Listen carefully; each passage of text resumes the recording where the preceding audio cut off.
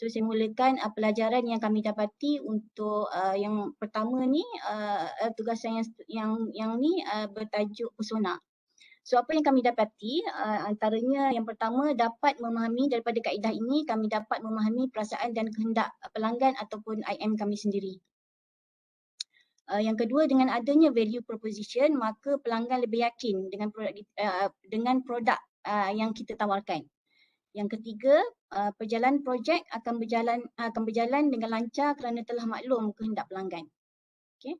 Yang seterusnya adalah BMC ataupun nama penuhnya Business Model Canvas.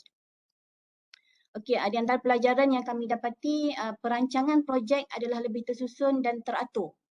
Yang kedua, membantu mendokumentasikan matlamat projek kami secara mendalam, ringkas dan juga jelas. Yang ketiga, mengurangkan risiko kegagalan projek.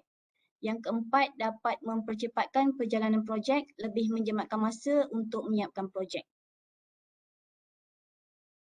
Okey, untuk yang seterusnya ni, tugasan yang ni dinamakan TAM, TAM ataupun nama penuhnya Team Alignment Map. Okey. Apa yang kita dapati daripada metod ni adalah alat ini sangat membantu untuk menghasilkan projek dengan butiran yang lebih terperinci. Lapor dan urai objektif bersama juga alat pengurusan projek selepas sesi penjajaran pasukan. Alat tangkas ini adalah dapat menstruktur kerjasama dan juga komunikasi dalam projek. Iaitu dengan melibatkan peserta, memudahkan perancangan serta mengurus risiko projek dan menyampaikan hasil yang konkret. Yang ketiga, peningkatan produktiviti ahli projek, yang mana penglibatan ahli projek dan orang luar yang lebih tinggi. Mengambil keputusan yang lebih pantas dan peningkatan ketangkasan sesama ahli untuk bertindak balas terhadap masalah yang bakal dihadapi ke atas projek secara bersama. Yang seterusnya ni dinamakan sebagai team contract. Dalam team kontrak ni, apa yang kami dapati hasil perbincangan bersama. Yang pertama, dapat membentuk kerjasama yang baik antara ahli kumpulan. Yang kedua, dapat membantu ahli kumpulan mengutarakan pendapat masing-masing dengan jelas. Yang ketiga, dapat membantu mengelakkan masalah yang dihadapi oleh pasukan. Yang keempat, dapat memberi peningkatan berterusan kerja berpasukan sepanjang menjalankan projek. Yang terakhir, last but not least, adalah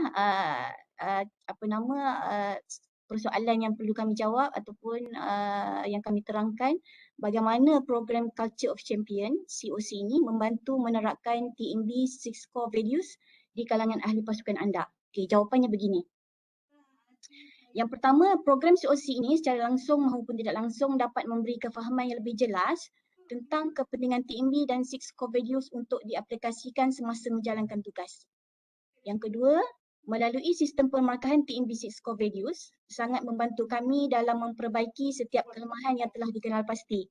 Kalau Cik Mio masih ingat dalam sesi coaching kita, saya pernah request dengan Cik Mio untuk buat postmortem kan. So daripada situ memang kami daripada postmortem itulah kami perbaiki di minggu-minggu seterusnya lah. Okey. Yang ketiga, pengalaman selama menghadiri webinar COC ini membantu kami dalam membina keyakinan diri serta mengubah cara pemikiran dari pemikiran biasa kepada pemikiran yang luar biasa serta dapat memudayakan betulkan yang biasa dan biasakan yang betul.